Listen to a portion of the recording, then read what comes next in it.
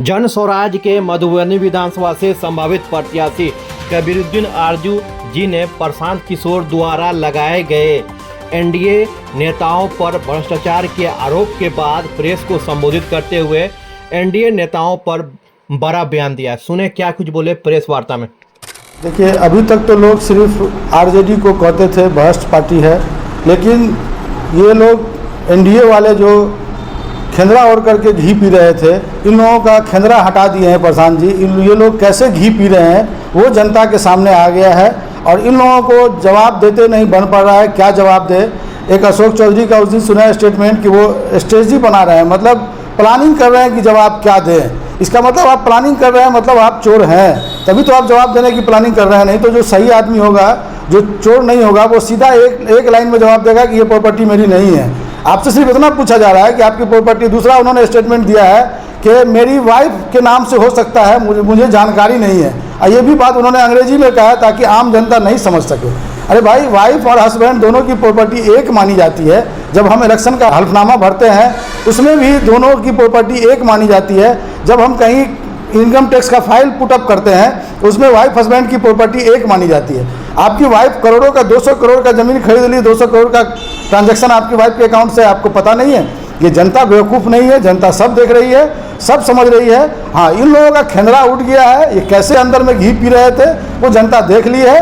अब इसका जवाब जनता आने वाले चुनाव में जरूर देगी। जिस तरह से दिलीप जायसवाल जी पर भी आरोप लगाया गया है कि उन्होंने जो है कॉलेज हड़पने का काम किया है, इस पर आप क्या कहेंगे? देखिए, उन्होंने जो कॉलेज हड़पने का, उनको तो आज, उनके आरोप को तो आज हमको लगता है कि 1 महीना से ऊपर हो गया, लेकिन वो अभी तक जवाब दे नहीं पाए, तो उनकी भी वही हालत है। क्या प्रशांत जी से जो है डर गए? प्रशांत जी से दिलीप जी क्या, और प्रशांत जी से नहीं डरे हुए हैं, बिहार की जनता से ये लोग डरे हुए हैं। क्योंकि प्रशांत किशोर साफ सुथरी छवि का आदमी है और उनका कोई मतलब, आप ये कहिएगा कि इतने सालों से ये लोग क्यों नहीं उजागर कर रहे थे। अब जैसे दिलीप जायसवाल हैं, उनको राबड़ी देवी जी कहती हैं मेरा मुँह बोला भाई है, तो वो अपने मुँह बोला भाई का काला चिट्ठा थोड़े खोलेंगे आरजेडी वाले। वो तो तेजस्वी यादव के मामा हुए, तो मिला जुला के सब तो आपस में चोर चोर मौसेरे भाई हैं, तो वो क्यों एक दूसरे का पोल पट्टी खोलेंगे? लेकिन प्रशांत किशोर एकदम साफ सुथरी छवि के लोग हैं और ये बिहार की जनता के लिए कर रहे हैं और बिहार की जनता की आवाज़ बन के बोल रहे हैं ये, इसलिए इनको कोई डर बर है नहीं, इसलिए सबका पोल पट्टी खुल रहा है। अब पोल पट्टी क्या, जो हकीकत है वही बोल रहे हैं, इसलिए तो इन लोगों को जवाब देते नहीं बन पड़ रहा है। मैं कोरोना के टाइम में आपको मंगल पांडे जी की जी, सम्राट चौधरी का तो वो है, वो मतलब 7वीं पास है वो, और डिग्री लगा रहे हैं कि वो डॉक्टरेट की डिग्री उनको मिली हुई है। अब वो भी कैलिफोर्निया यूनिवर्सिटी से, वो कैलिफोर्निया यूनिवर्सिटी है लेकिन उसमें उनका लगा हुआ है कैलिफोर्निया पब्लिक यूनिवर्सिटी, उसका ये का भी काम किया। हाँ, नाम भी ये 3 बार बदल चुके हैं। तो मतलब मिला जुला के ये भी तो आरजेडी से ही आए हैं, तो आरजेडी वाले को तो इनका सब चीज़ मालूम होगा। जब ये जेल गए थे पहली बार मर्डर केस में, कांग्रेस के नेता का मर्डर किया था इन लोगों ने मिलकर के, उसमें जेल गए थे तो लालू यादव ने बचाया था उनको, क्योंकि शकुनी चौधरी उस टाइम में किसी और पार्टी में थे, वहाँ से राष्ट्रीय जनता दल में आए थे, तो इसलिए उनको लालू यादव बचाए थे। तो ये लोग तो सब एक दूसरे का सब चीज़ जानते ही हैं, तो वो क्यों किसी के बारे में बोलेंगे? एनडीए के प्रतिनिधि पर प्रशांत किशोर ने काफ़ी बड़े गंभीर आरोप लगाए हैं। ऐसा न हो कि आने वाले चुनाव में प्रशांत किशोर पर कोई परेशानी आए? परेशानी, देखिए परेशानी क्या आएगी, परेशानी उसके ऊपर आएगी जो कुछ किए रहेगा, जो कुछ गलत किए रहेगा उसको कोई डर होगा।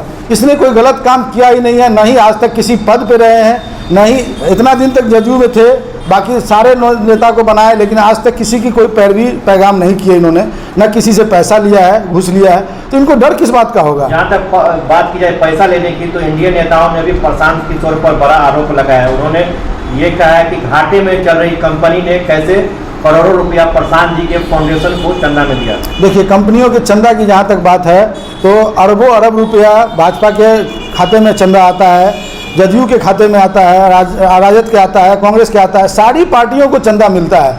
तो उसी में प्रशांत किशोर को भी चंदा मिला हुआ है, तो उसका हिसाब होगा तो सब पार्टी अपना अपना हिसाब दे, किसके पास कितना चंदा आया और कहाँ से आया। आप इलेक्टोरल बॉन्ड से चंदा लीजिए और दूसरा अगर खाता में भी चंदा लेता है तो आप उसको मुलजिम थोड़े कह सकते हैं। चंदा लेना कोई गुनाह का काम थोड़े है जो आप उसको जेल में डाल दीजिएगा। डाल दीजिए, आपके पास सारा शासन प्रशासन सब कुछ है, CBI है, ED है, डाल दीजिए उनको अंदर अगर ऐसा लगता है आपको। तो बहुत सारे लोगों का ऐसा सोच था कि बीजेपी की बी टीम है, लेकिन जिस तरीका से बीजेपी के प्रतिनिधि पर आरोप लगा करके प्रशांत किशोर बिल्कुल साफ सुथरा कर दिए इस मामले को। देखिए, बीजेपी की बी टीम सिर्फ राजद वाले कहते थे, पहले। अब भाजपा वाले कहते हैं कि राजद की बी टीम है। ये भाई दोनों की बी टीम है। जन सुराज दोनों में से किसी की बी टीम नहीं है। ये जनता की ए टीम है। जनता की A1 चॉइस बन चुकी है। ये जनता की ए टीम है और इसका जवाब आपको 2025 के चुनाव में मिल जाएगा। ये बताइए कि आप मधुबनी विधानसभा से संभावित प्रत्याशी हैं, क्या किस तरह की तैयारी आपके द्वारा चल रही है? देखिए, हम लोग मधुबनी विधानसभा से 5 संभावित प्रत्याशी हैं। आज भी हम लोगों की एक मधुबनी टाउन में यात्रा है, तो हम लोग 5 कैंडिडेट एक साथ यात्रा कर रहे हैं। यही जनसुराज की खूबसूरती है। हम लोगों में कोई खींचतान नहीं है। 5 में से किसी को टिकट मिल जाए, हम लोगों की एक ही मंशा है, जनसुराज जीतना चाहिए, बिहार की जनता जीतनी चाहिए। जनता ने जो उम्मीद जगाया है प्रशांत किशोर के ऊपर, वो उम्मीद पे हम लोग खरा उतरे। कोई कैंडिडेट आवे, कोई विधायक बन जाए, कोई सांसद बन जाए, कोई मंत्री बने, उससे कोई मतलब नहीं है। हम लोगों का एक ही मिशन है, जनसुराज जीतना चाहिए, बिहार की जनता जीतनी चाहिए। ये बताइए कि पर्वों का सीजन चल रहा है, क्या कहेंगे मधुबनी विधानसभा वासियों को? मधुबनी विधानसभा वासियों के साथ साथ पूरे बिहार की जनता, पूरे देश की जनता से हम लोग दीपावली का नाम है उसका छठ, दुर्गा पूजा, दिवाली, छठ की ढेर शुभकामना देना चाहेंगे। और यही करेंगे, उम्मीद करेंगे कि दिवाली आ रही है, दिवाली में पटाखा जो फोड़े सावधानी से, और कोशिश करें कि कम से कम बच्चे पटाखा जलाएं, क्योंकि पटाखे से प्रदूषण फैलता है।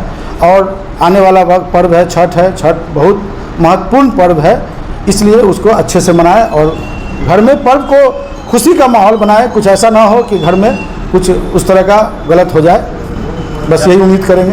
अपना छोटा सा परिचय। मेरा नाम कबीरुद्दीन है और अभी वर्तमान में अपने पंचायत के मुखिया हैं और जनसुराज के जिला महासचिव हैं और जनसुराज के मधुबनी विधानसभा से संभावित प्रत्याशी भी हैं।